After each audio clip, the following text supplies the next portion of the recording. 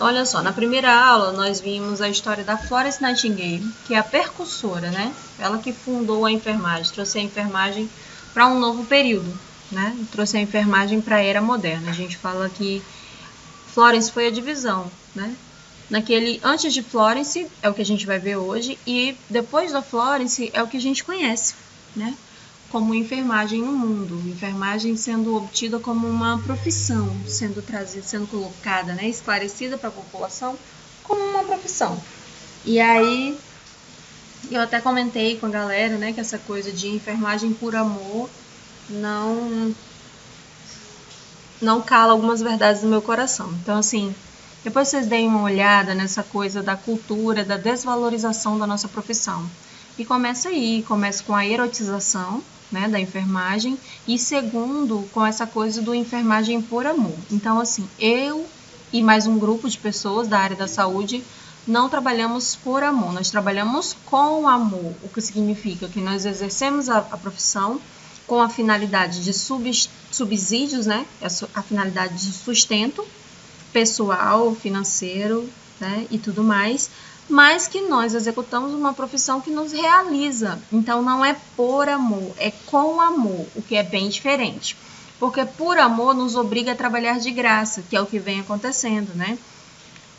Não sei se vocês já estão sendo incomodados pela vizinhança pedindo alguns favores, como, por exemplo, aplica medicação, lê um exame, verifica minha pressão e não sei o que, faz um curativo, como se você tivesse a obrigatoriedade de fazer isso, né? Porque você faz enfermagem por amor. Então, as pessoas têm essa sensação ainda de que é devocional, né? Que é uma coisa gratuita e por obrigação, já que você faz aquilo com amor. E nós não podemos esquecer, né, que tudo que está no hospital, a gente que estudou ética recente, tudo que está no hospital pertence ao hospital. Então, eu não posso retirar nenhum insumo lá de dentro para abastecer a necessidade de um paciente que eu tenho, para a necessidade de algum familiar, não é?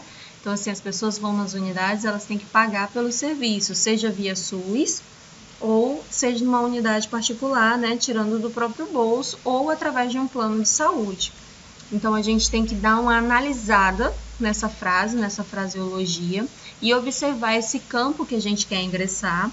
E aí, quando a gente começar a trabalhar, ter que ter 2, 3 empregos para poder ganhar o que uma outra profissão ganharia, né? Daí a gente repensa essa coisa do por amor, tá bem? Não é errado exercer uma profissão em que você goste.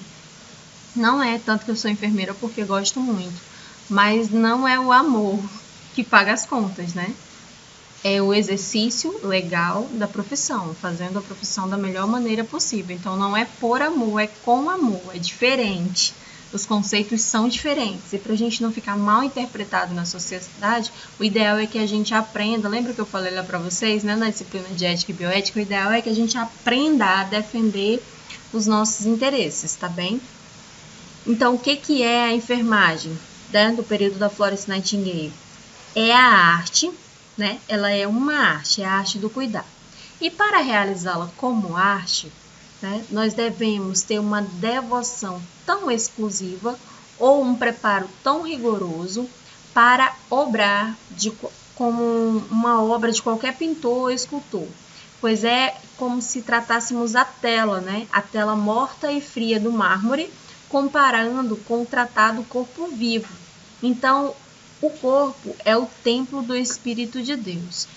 Para Florence Nightingale, não existia uma profissão mais salutar do que essa da enfermagem, de tratar com cuidados, com intervenções. E essas intervenções nem sempre eram medicamentosas, eram apenas ações que eram colocadas para melhorar o conforto do paciente e, clinicamente, ele tinha uma resposta favorável. Como, por exemplo, a pessoa está com febre e aí você coloca uma compressa fria, né, para trocar, fazer essa hemostasia da temperatura por osmose, passa do meio mais concentrado por meio menos concentrado. Então, você troca a temperatura daquele corpo com um simples paninho que você pode colocar na região das axilas, na região das têmporas, né, na região inguinal. Cientificamente comprovado. Né?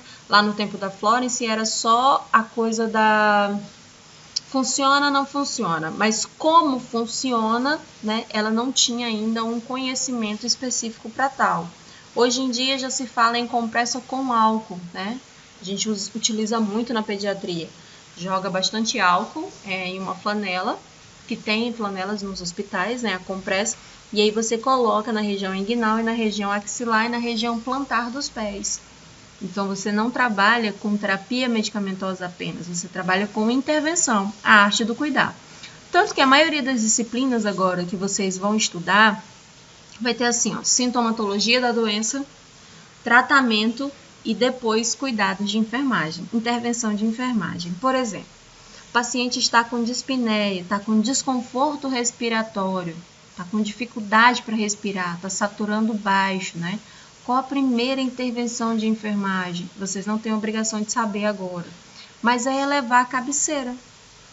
Se a pessoa estiver em casa, você coloca bastante travesseiro nas costas dela, coloca ela na posição de Fowler, que é a posição sentado. A pessoa fica sentada com as costas apoiadas, ou, se estiver dentro do hospital, é elevar a cabeceira a 45 graus. Deixar a pessoa como se ela estivesse sentadinha ali. Isso melhora, tira a compressão do diafragma e a pessoa melhora o exercício respiratório, o padrão de ventilação pulmonar, né? O padrão de expansão dos alvéolos pulmonares, que é onde a gente sabe que faz a troca gasosa. Então, são medidas, são intervenções, e para a Florence isso é uma arte, a arte da fisiologia, ou seja, você domina como acontece, né? Qual é a sintomatologia da patologia e você sabe qual é a intervenção que você faz.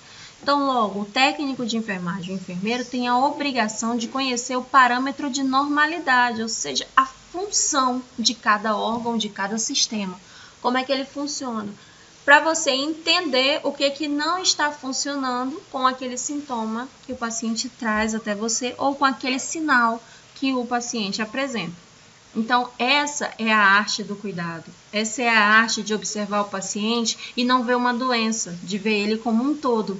Por isso que a enfermagem se dá tão bem nos cuidados paliativos, porque para a enfermagem a doença não interessa, a doença nunca importou. Para a enfermagem, o que importa é a melhora do paciente como um todo. Então, a gente não observa o diabetes, a gente observa a dona Joana que tem diabetes. A gente não observa a ferida do seu João do leito 32, a gente observa o seu João que desenvolveu uma ferida, né? Então, muda o conceito. É completamente diferente. A enfermagem não tem esse bloqueio, né? Por exemplo, quando você divide por especializações, você ainda assim continua sendo enfermeiro, continua sendo técnico de enfermagem. Porém, você tem uma habilidade na especialidade tal, por exemplo. A Agnes resolve estudar enfermagem, o técnico de enfermagem, e no final, depois de todos os estágios, ela descobriu que ela gosta muito de paciente que tem problemas renais. Então, ela se especializa, né, em hemodiálise ou diálise peritoneal e vai trabalhar com essa classe de pacientes. Mas a Agnes ainda assim continua sendo uma técnica de enfermagem que tem todo o preparo para trabalhar em qualquer área, né? Aí, digamos que dali a pouco ela resolve ir para pediatria, para geriatria. Ela continua tendo a base fundamental, que é o curso técnico de enfermagem. Porém, ela resolveu se especializar na área tal. O que a gente não observa nas outras denominações, não é? Você vai num clínico geral, ele tem uma visão mais holística, mas se você for num médico especialista, você já observa, não, isso aqui não é comigo não, vou te encaminhar para outra especialidade. Então, assim, você não consegue hoje ficar com um médico apenas, você precisa estar em várias, né, em vários outros médicos para você conseguir tratar uma patologia.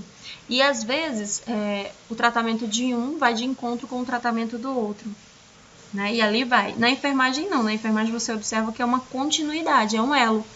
E a gente sempre fala, não interessa o que o plantão anterior não fez, o que interessa é o que eu vou fazer no meu plantão. Enfermagem é continuidade. Quando você pega o plantão, você assume o plantão com todas as dificuldades e com todas as necessidades de todo e qualquer paciente que esteja sob os seus cuidados. Porque a nossa percursora falou o seguinte, que o corpo humano é como uma tela, né?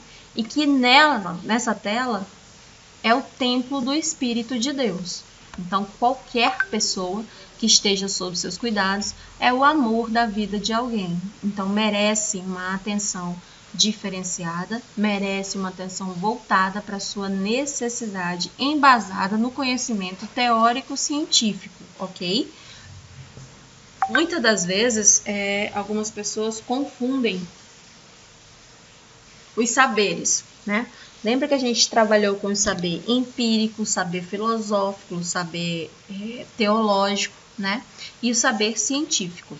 Enfermagem é o saber científico, tá bem? Porém, pessoas que atuam na enfermagem têm o perfil, tendem a ter uma vida religiosa, né? A maioria das pessoas da enfermagem exerce, né? Algumas pesquisas ali dentro do grupo coloca a enfermagem como sendo uma das funções mais religiosas que a gente tem. Desculpa, gente. Como sendo uma das atribuições mais religiosas, né? O grupo da enfermagem tem esse lado, tem esse perfil da religiosidade. Então, em algumas circunstâncias, é comum que você busque respostas na sua fé. A gente até conversou sobre isso na questão do aborto, a gente conversou sobre isso na questão da doação de órgãos e a gente conversou sobre isso na questão da eutanásia. Não está errado, mas você não pode impor esse seu conhecimento ao paciente, porque não é uma linguagem universal. Digamos que a Agnes é testemunha de Jeová e o Lucas é espírita kardecista. Então, vai difundir. A Agnes, se ela levasse para o conhecimento teológico, o plantão dela teria um segmento. O Lucas, por ser espírita kardecista, o plantão dele tem um outro segmento. Então, não se fala numa linguagem universal.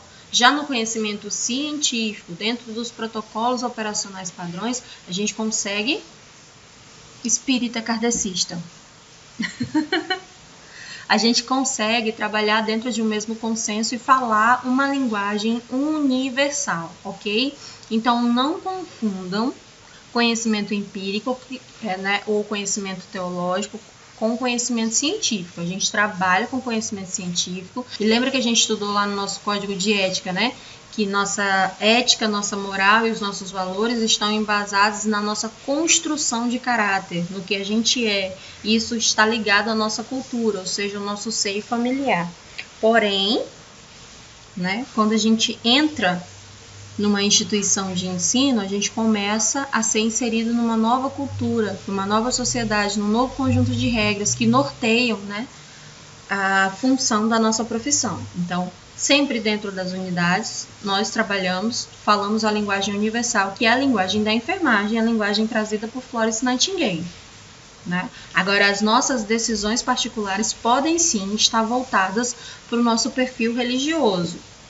Só precisa isso estar bem claro na nossa cabeça, né? Isso está bem claro na nossa formação de caráter. Então, assim, ó, a enfermagem lá no longo da história, no período pré-cristão, né? Quando Florence chega já no ano de 1800, lá na frente. Então, aqui, ó, no período pré-cristão. De quem era a responsabilidade de cuidar dos pacientes, né? A responsabilidade de cuidar dos doentes e dos seus enfermos era das progenitoras, ou seja, das mães, consequentemente, mulheres.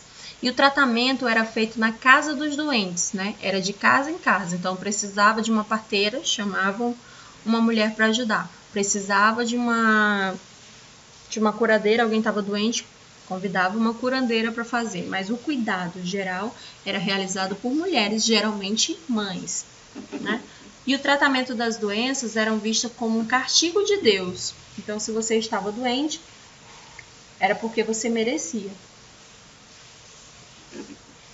As pessoas buscavam ajuda de quem? Dos sacerdotes e dos feiticeiros, né? Quem que eram os feiticeiros? Eram pessoas que não tinham uma ligação religiosa com o sacerdotismo, tá bem? Então era considerado aí como um feiticeiro. O feiticeiro hoje seria uma pessoa que tem conhecimento das plantas. Esse era o feiticeiro daquele momento. Porque os sacerdotes, eles curavam através de quê? De benzimentos, né? E de extrema-unção. E tudo que fugia a esse quesito, né? Tudo que vinha para barrar o efeito do castigo de Deus era contra as leis da época. Então eram tratados como feiticeiros, pessoas que detinham conhecimento de plantas e de outras, por exemplo, de infusões, né, de chás, de pastas, para passar no corpo e ferimentos e tudo mais, eram encarados como feiticeiros, porque fugia, né, ao conhecimento teológico. Então, era usado o quê? Massagem, banho de água fria ou água quente, purgativos, né? Substâncias provocadoras de náuseas e os usos das plantas medicinais.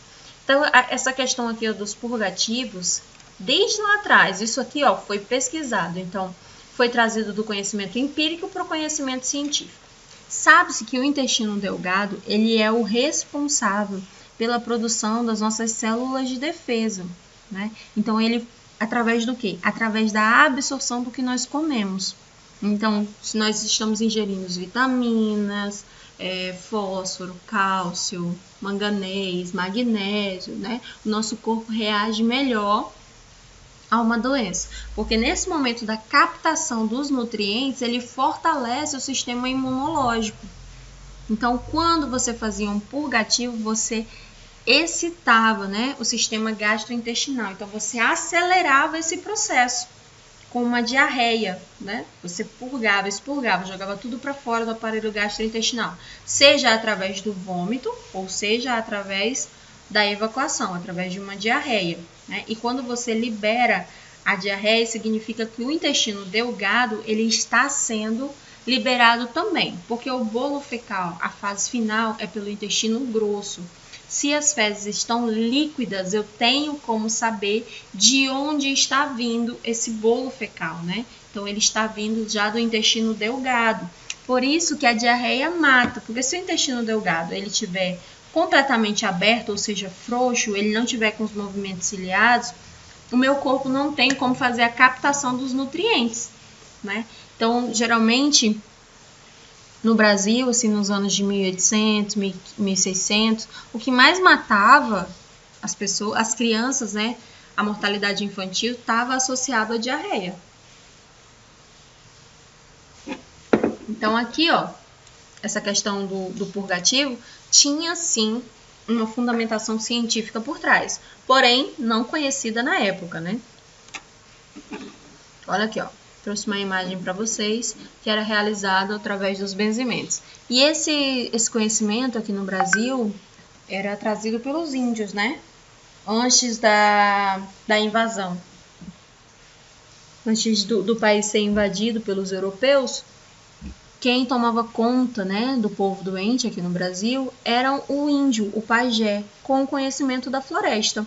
O homem era sábio, ele tinha uma vasta vegetação, então ele fazia o uso dessa vegetação, o uso da defumação, o uso dos banhos, o uso do conhecimento da lua, o uso da alimentação, né? Era uma alimentação mais voltada para terapêutica, porque não tinha, a indústria farmacêutica não atuava nesse momento, né? Então quem fazia isso eram os pajés.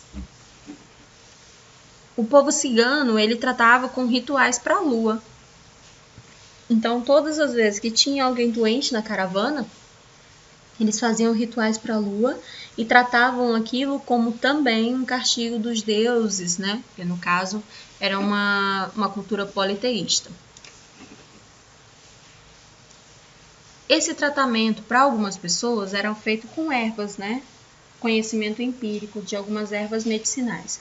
O conhecimento empírico ele era tão vasto, que a maioria da população, né, depois da invasão do grupo europeu, eles começaram a estudar essa questão e abriram farmácias, eram chamadas de boticas, né? Então a gente conhece aí os boticários. Se você fala boticário hoje, as pessoas pensam que é aquela indústria de cosmético, né? Na verdade, lá atrás, era uma pessoa que se dedicava a estudar as ervas e fazia porções. E deixava essas porções à livre demanda para que a população fizesse uso.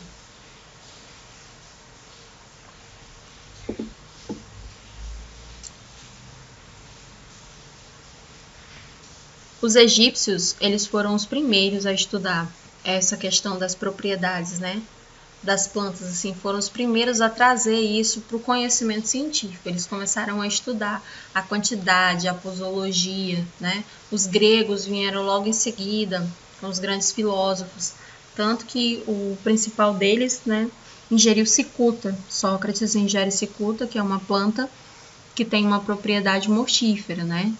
Quando você ingere ela, é um veneno, e aí você evolui para óbito. Mais à frente, no período do cristianismo, então a gente já ouvia ali falar dos peregrinos, né? Pessoas que executavam o cuidado, né? Esse cuidar. Então eram pessoas que abrigavam os doentes em suas casas, em suas cavernas, né? Calma aí, gente, tem uma galera tentando falar aqui.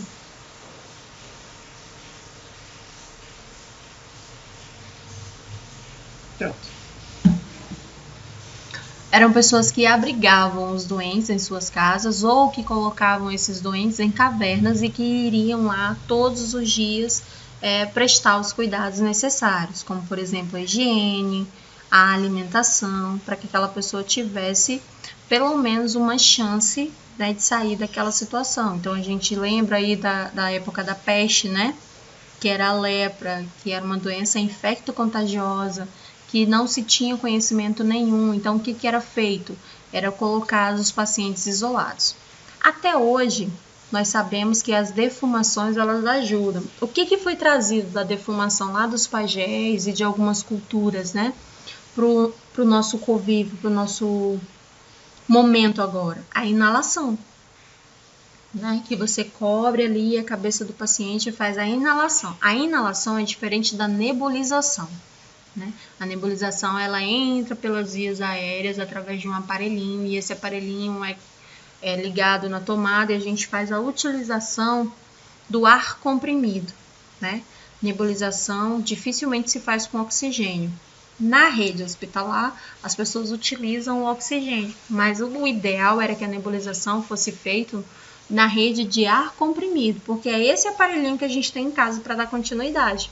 E ninguém tem em casa uma rede de oxigênio disponível, né? Mas aquele aparelhinho de nebulização é com ar comprimido e não com oxigênio, tá bem? E aí isso foi trazido lá do conhecimento dos indígenas, porque foi observado que aquela defumação, aquela fumacinha ao ser inalada, né, com aquelas propriedades das ervas, isso abria os brônquios e facilitava a captação de oxigênio e, consequentemente, melhorava o padrão respiratório e a pessoa melhorava logo em seguida. Né? Enquanto que os sacerdotes curavam apenas com a extrema-unção, né, ou com as orações, acreditavam ali no santo poder curador. Então, eles faziam as visitas dos doentes e realizavam, né, o benzimento, realizavam as preces, um culto, né? Tinha todo um critério religioso por trás. Então, assim, ó, as práticas de saúde com magia, né, e sacerdotes vêm no alvorecer da ciência através dos egípcios. Os documentos mais antigos relatam que os egípcios tratavam os seus doentes com o uso de medicamento que eram prescritos por médicos sacerdotais. E a importância do cuidado que o egípcio tinha com o corpo após a morte. Né? E os egípcios eram muito estudiosos, tinham a religião, mas a religião estava embasada na ciência. Então, é uma cultura para a gente extremamente científica, uma cultura completamente evoluída para aquela época, né? Até hoje estudam-se, os especialistas estudam a questão da mumificação, como que eles conseguiam, né, fazer tudo aquilo. E aí, ainda ali naquele continente, nós temos a Índia, né, que trazia a importância da caridade, a importância do cuidado, de assistir os seus doentes, né? Então, elas começaram a estruturar hospitais para o tratamento, a qualificação dos profissionais, né? E ela escreveu no chakra o conhecimento da droga, a inteligência, a dedicação e a pureza do corpo e do espírito. Se o corpo está doente, consequentemente, esse corpo é a morada de um espírito, teoricamente, esse espírito também está doente. Então a Índia traz aí essa questão da caridade, do cuidar por caridade, né? Então as pessoas que traziam esse intuito, esse desejo, essa devoção do cuidar, era por pura caridade. Então elas devotavam sua vida para isso. Eram mulheres que não se casavam, eram homens que não se casavam, então era mais fácil fazer isso com os sacerdotes, né? Com pessoas voltadas para uma vivência religiosa. Então eles começaram a fazer a anotação sobre a anatomia e a fisiologia das pessoas, começaram a estudar, ao passo que eles prestavam cuidados e assistência, eles também começaram a fazer estudos, né? A fazer anotações e observações. Então é aí que a gente começa a pensar em fisiologia. Se a gente domina o que funciona bem, qual é a função de cada órgão, logo a gente já sabe quando alguma coisa está funcionando de maneira errada, né? Então por isso que a profissão da enfermagem se embasa no conhecimento de fisiologia. Nós dominamos o conhecimento do corpo humano. E aí eles começaram a observar a origem das doenças, o tratamento para as doenças, e os médicos eram juramentados para cuidar, né, tanto dos ricos quanto dos pobres, trazendo para aí a importância das orações e a proibição do uso de animais para o ensino.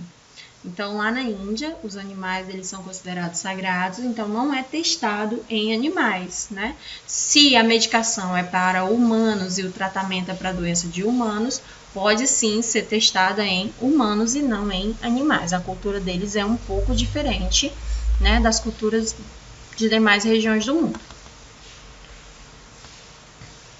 Na China, as doenças eram classificadas como benignas, médias e graves. Os sacerdotes eram divididos em 3 categorias que correspondiam ao grau de cada doença, né? E para isso, qual era a doença que ele ia se ocupar. Então, os templos eram mais modernos e eram rodeados de plantas medicinais. Os chineses conheciam algumas doenças como as sífilis e as varíolas, né? No Brasil, a gente ainda sofre. A varíola já teve o seu surto erradicado, né? A gente dificilmente tem um caso de varíola na notificação a nível de Brasil e já tem alguns anos isso através da vacinação. Porém, sífilis, né, que ela é trazida aí como ela é transmitida através de hábitos, né? E os hábitos a gente não consegue corromper de uma sociedade, é muito complicado. Então a gente está em surto de sífilis há vários anos, né? E surto de sífilis aqui no estado do Acre há vários anos. Então eu trabalhava no Hospital da Criança e o índice de criança que nascia, né, com sífilis congênita era maior do que o índice de crianças que nasciam saudáveis. Então fazia fila aguardando, né? E era perfeitamente normal para algumas pessoas. As pessoas falavam assim: fulano teve bebê, mas vai ficar lá mais um tempinho porque o bebê nasceu com sífilis, como se fosse gripe, né? Assim, é algo que já está tão corriqueiro que quem não tem sífilis é considerado assim alguém anormal. Tem que ter tido sífilis ao menos uma vez na vida, porque é um surto.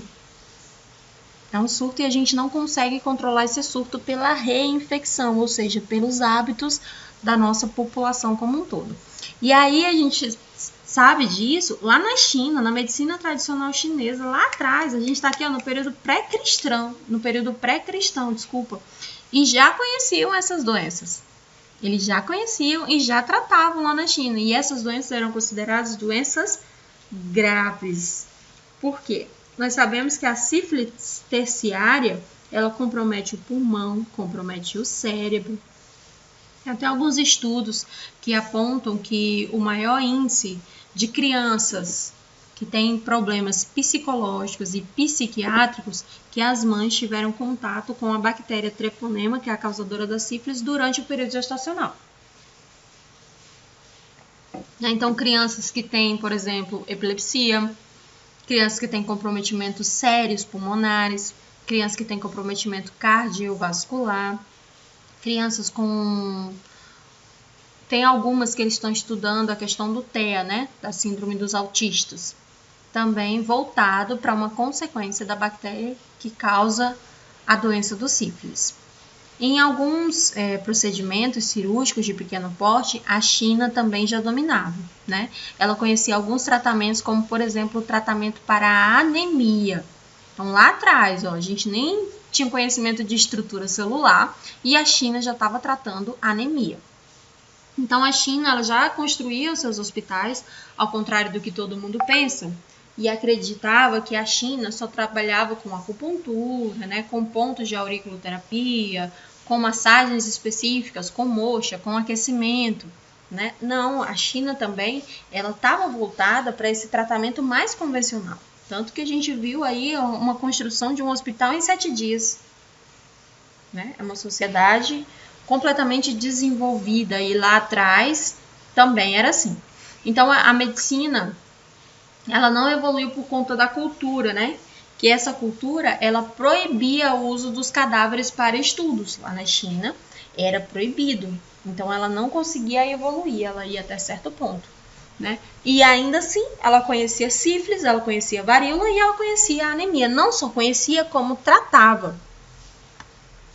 Aqui uma imagem para vocês da cultura egípcia, né? E dos seus tratamentos. Então, na cultura egípcia, já tinha ali a infusão de ervas, né, e as propriedades científicas dessas ervas e a atuação delas no corpo humano, ou seja, na fisiologia. Tudo anotado, né, o processo de mumificação até hoje não se descobriu como se fazia. Eles descobriram quais eram as substâncias utilizadas, como por exemplo o éter. Né? Mas eles não descobriram a quantidade e qual era o procedimento que era utilizado. Em alguns outros eram utilizados óleos e cremes, né? E macerações para aquela época. Então, dependendo da importância cultural, né? Que aquela pessoa um dia executou dentro da sociedade egípcia, era feito um processo de mumificação diferenciado. Então, a ciência pesquisa até hoje, né, esse processo da mumificação. Aqui, ó. De acordo com a mudança de eras, né, e as passagens, a gente começou a observar a questão interplanetária, então a questão dos signos, a questão da mitologia. Então, foi sendo pesquisada essa cultura. Então, muita gente associa ainda o processo de doença, de enfraquecimento, de adoecimento, com mudanças planetárias, movimento de translação da Terra, né? Não sei se vocês lembram, mas agora no período da pandemia o Mercúrio retrógrado ficou muito famosinho, né? Todo mundo falava que a culpa era dele. Tudo que acontecia era por conta do Mercúrio que estava retrógrado. Então aqui, ó, os hindus, como que eles efetuavam o tratamento dos seus doentes. E a prática da saúde, né, no monásticos, medievais ou no período já cristão, né? Tinha também, a gente continuou com essa questão da lei da caridade. Cuidados eram exercidos pelos religiosos, ou seja, pelos diáconos e pelas diaconisas. Rolava uma perseguição aí aos cristãos. Teve o Edito de Milão, né, que foi quando Constantino ele promulga o cristianismo como sendo a principal religião de Roma, né? O que é contrário à situação anterior, né, do período do Cristo. As doações custeavam os hospitais e o papel da mulher na saúde medieval também vai ser trazido aqui, o movimento das cruzadas e em 1347 a data da epidemia europeia que ficou conhecida como a peste, né, que as pessoas não sabiam como que estava se alastrando a doença, mas foi uma doença que dizimou metade da população planetária da época, né? Foi a peste, dizimou metade da Europa e atravessou continentes, porque ela era transmitida pela pulga do rato. Né? E como naquela época não se tinha saneamento básico, então a transmissibilidade era muito alta, porque não se tinha um conhecimento e nem o hábito de higiene das populações. Então, foi algo muito rápido que dizimou metade da população. O Edito de Milão, né, foi esse momento em que o Constantino, que governou de 306 a 337, ele era o imperador de Roma, ele assegurou a tolerância e a liberdade do culto para os cristãos, né? E isso foi alargado para todo o território do Império Romano. O Edito de Milão ocorreu no dia 13 de julho de 313, né? Depois que o Constantino decretou isso, anterior a esse momento, né, houve a perseguição e a intolerância religiosa aos cristãos, que culminou ao que a gente já conhece, né, a crucificação. E aí, esse fato do Constantino, ele vai conduzir o Império Romano para o cristianismo, totalmente. E aí, lá em 380, um outro imperador romano, Teodísio, ele coloca, né, o cristianismo como sendo a principal religião de Roma. E isso deu início às cruzadas, né? Porque o movimento, ele começou quando os romanos, eles saíram, né? Partiram de Roma em nome de Deus, a partir daí já era em nome de Deus, para tomar a Terra Santa, né? E com a finalidade de ocupá-la e mantê-la sob o domínio cristão. Só que aí, no século VII, lá no Oriente Médio, surgiu uma religião também monoteísta, ou seja, sob o comando de um Deus apenas, que conquistaria muitos adeptos com o passar dos séculos, né? Que é o islamismo. E foi difundido através do profeta Maomé, e o seu crescimento criaria grandes embates com o cristianismo. Então, o islamismo era a religião, né, que batia ali de frente, de forma literal, e com o seu número de adeptos, batia de frente com o cristianismo naquele período. Então, os romanos queriam invadir para tomar, né, a Terra Santa, para deixar sob domínio dos cristãos, e o islamismo queria tomar também para deixar sob domínio do profeta Maomé, da religião islâmica. Então, no final ali do século...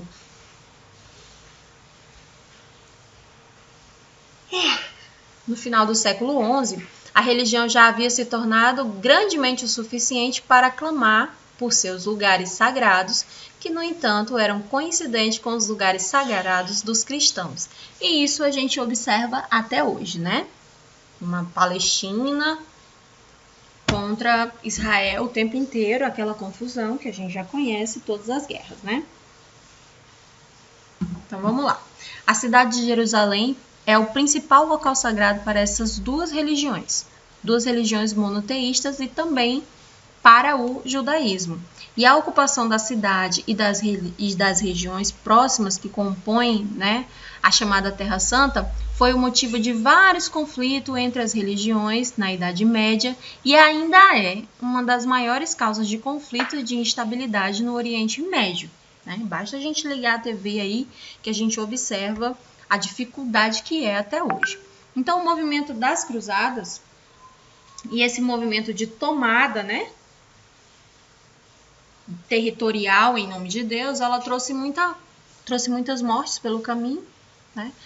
Várias pessoas morreram, então são considerados mártires até hoje por terem morrido em prol de uma causa ou de uma circunstância religiosa. E aí a gente chega no período da epidemia europeia, que foi conhecida como a peste negra, né? Ou ainda a peste bubônica. Foi uma epidemia que matou cerca de 1/3 da população que habitava o continente europeu em meados do século XIV. A doença era disseminada a partir das pulgas que continham uma bactéria causadora da peste, a Yersinia pestis. As pulgas, por sua vez, eram transportadas pelos ratos, já que eles se hospedavam aos redores. Então, a dificuldade com o saneamento básico é a grande disseminadora de doenças. Isso, lá no século IX, foi descoberta essa questão. E até hoje, a gente enfrenta dificuldades em relação ao saneamento básico. Aqui no Brasil, por ser um país subdesenvolvido, um país ainda em desenvolvimento, a gente luta contra essas questões. Então, a gente observa que um grupo populacional que tem acesso à rede de esgoto, à saúde e à educação, ela tem mais chances de desenvolvimento a uma população que mora em situação de calamidade, né? Vamos trabalhar aqui com Rio Branco. Se a gente for ali nos bairros agora que estão sobre o efeito da alagação, a gente observa um perfil populacional, né? As crianças, elas têm um perfil de crescimento diferenciado. As crianças, elas têm um perfil abdominal diferenciado, né? Aqui no Acre, as pessoas utilizam a expressão bucho quebrado, né? Mas aquele abdômen mais abaulado, né? Uma infestação de parasitas, por conta da falta de saneamento básico, de uma água tratada, né, de um controle das doenças. Então, a gente observa que a falta de saneamento básico ainda é, hoje, a principal dificuldade que a gente encontra para fazer saúde. Tanto que quando alguma medida do governo vem com essa questão do saneamento básico, é na intenção de poupar recursos da saúde, porque é mais barato a prevenção, trabalhar com medida preventiva do que com medida curativa, né? Medicamento custa muito caro para o SUS, então é mais fácil a gente prevenir as doenças. Então, olha, nas péssimas condições de higiene das cidades medievais, a peste conseguiu encontrar um ambiente propício para sua promulgação entre as pessoas, né? Então, eles, quando viam que tinha alguém infestado, o que eles faziam, né? Eles não praticavam a eutanásia, eles não matavam essas pessoas, eles esperavam ela evoluir para óbito, que era muito rápido, e eles tocavam fogo, né? Então, assim, as pessoas começaram a se unir para juntar os cadáveres que ficaram espalhados, né? Tem vários filmes, vários momentos que relatam essa parte na história europeia, né? Essa parte da peste. Então, eles tocavam fogo em portos, em navios que estavam contaminados. Então, foi uma quebra na economia, foi uma quebra na navegação, o que obrigou a sociedade europeia a sair do seu porto para dominar outros territórios, né? E aí, depois de um tempo, chegando até então ao Brasil, e ocorreu tudo aquilo que a gente já conhece. Então, os corpos, eles eram jogados nas ruas, famílias inteiras, né? Tem um período histórico que um dos historiadores, ele relata que enterrou todos os filhos e a esposa.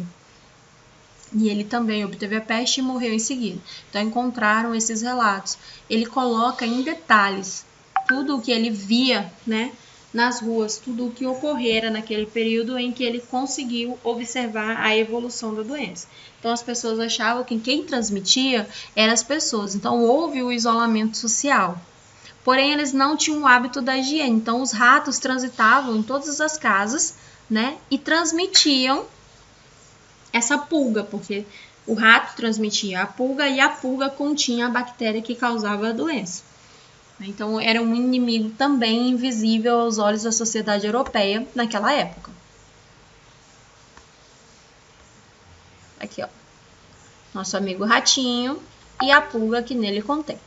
E aqui, ó, a infestação clínica da doença, né? Eram manchas como se fossem verrugas negras na pele, por isso aquela coisa da pele, né, da peste negra. Surgia no corpo das pessoas um prurido, uma febre alta, e na pele, que é o maior órgão do corpo humano, era infestado. Por isso que a doença ela evoluía de forma muito rápida, porque ela atingia o maior órgão do corpo humano, que é a nossa pele, quebrando a barreira de proteção, que a gente tem, a pele é a nossa barreira de proteção, contra os agentes causadores de doença. Então, ela enfraquecia completamente o sistema imunológico e a pessoa evoluía rapidamente para o processo de óbito, porque não tinha tratamento, além de tratar os sintomas da doença, como, por exemplo, naquela época, né, uma compressa para baixar a febre, banho e rezas. Era o que tinha para oferecer pela sociedade europeia. Então, olha aqui, ó. Em 1760 ocorreu a Revolução Industrial.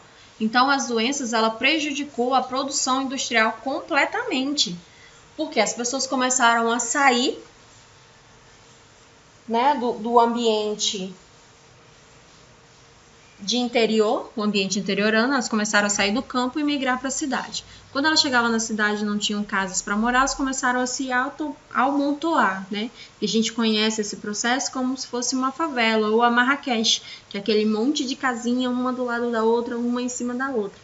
Então, quando tinha uma doença, se alastrava muito rápido. a infecção e a taxa de mortalidade era muito rápida, porque as pessoas estavam muito próximas, né, muito juntas. Então, com o indivíduo saudável, era melhor para a produção industrial. Quanto mais saudável ele tivesse, mais força de trabalho ele tinha. Já no século IX, aqui, ó, na era vitoriana, as mulheres elas começaram a lutar pelos seus direitos sociais, pelos seus direitos educacionais, pelos seus direitos profissionais e pelos seus direitos sociais. É quando a gente começa a observar a mulher, né, trazendo essa luta que é travada até hoje, na imposição das suas necessidades, dos seus direitos básicos, da sua garantia enquanto cidadã. Então, aqui uma fotinho para vocês da Revolução Industrial, que traz esse marco, né? E na era vitoriana, quando as mulheres começaram a observar que elas tinham também os seus direitos. Por isso que a enfermagem é uma profissão que abraçou quem? Abraça as mulheres, que estava nesse momento, Florence Nightingale vem nesse momento ainda que se falava muito da era vitoriana.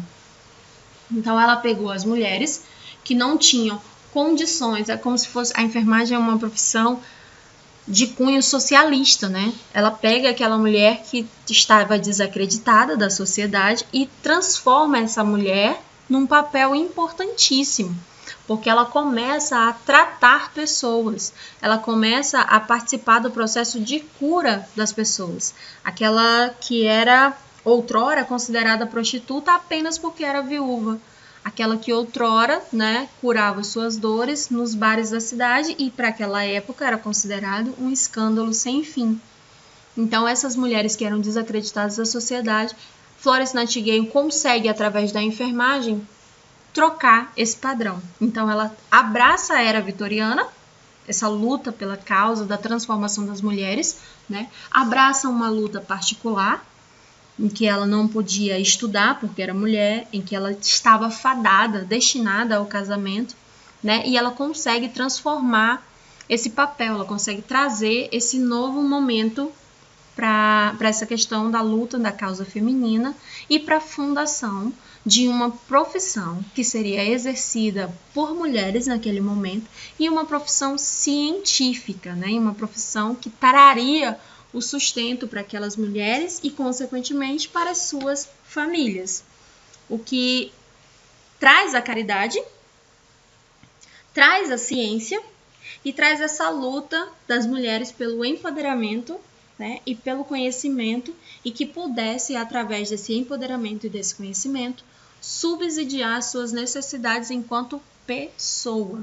E é por isso, né, que eu afirmo que enfermagem por amor, ela vem com essa coisa da causa social, do assistencialismo. Por exemplo, agora você coloca o seu nome à disposição e vai trabalhar como voluntário na vacinação, na alagação. E isso você está fazendo por amor.